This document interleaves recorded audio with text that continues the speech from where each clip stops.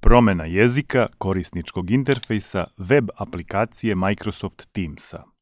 Kako da vam sve ikone i svi meniji i komande u Teamsu budu na srpskom jeziku? Nakon što ste se uspešno ulogovali i pristupili web aplikaciji Microsoft Teamsa, prva sledeća stvar koju bi trebalo da uradite jeste da promenite podrazumevani jezik na kom ćete raditi. Pretpostavljamo da želite da to bude srpski jezik, što znači da sve što je sad napisano na engleskom jeziku u svim prozorima i menijima, to jest ceo interfejs Teamsa, bude promenjeno u srpski jezik i razumljivo svim korisnicima. Hajde sad da to uradimo. U gornjem desnom uglu ekrana vidite krug sa vašim inicijalima.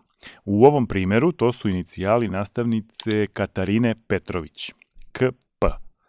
Kada kliknete na ovaj krug, otvorit će se padajući meni sa različitim opcijama za podešavanje vašeg naloga. Nas sad zanima opcija Settings, to jest podešavanje. Evo je ovde, sa malim zupčanikom sa leve strane. Eto je, to je to. Kliknite i otvorit će se prozor u kom na sredini imate opciju menjanja jezika. Trenutno je postavljen English, to jest engleski. Kliknite i scrollujte na dole u padajućem meniju dok ne naiđete na srpski jezik ili neki drugi jezik na kome želite da radite u Teamsu. U ovom slučaju mi želimo da to bude srpski jezik. Nakon toga kliknite na Save and Restart.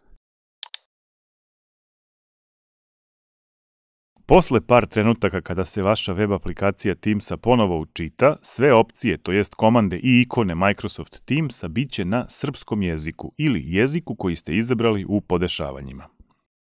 Eto, i ovaj korak smo uspešno obavili.